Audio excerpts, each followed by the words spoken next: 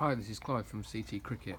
As mentioned in my previous video, I'm going to show you now how to install the Stancebeam onto a cricket bat. So I've got my Kookaburra. The first thing will be just to roll the grip down slightly.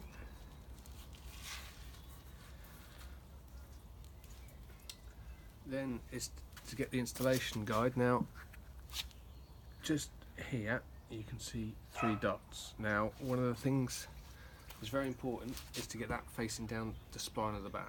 So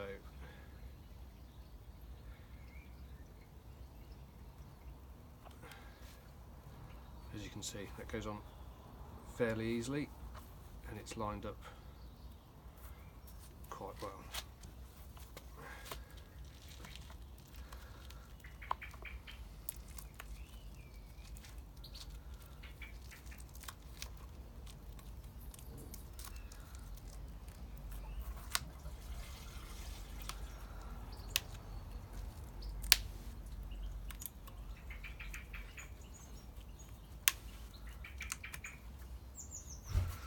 There you have it, installed.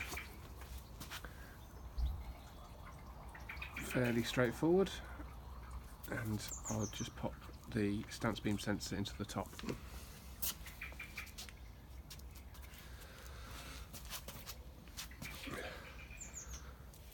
Now with this part, again, let's see if we can see. On the Stancebeam sensor there's 2 little dots, the same as those. When it's locked in place, they've got to be lined up. But when we put it into the bat, you start off with it just to one side. So the dots are there on the bat and there on the sensor. Pop it in, grab the key, and then twist. Once it locks in, those dots on the handle and on the sensor should be lined up.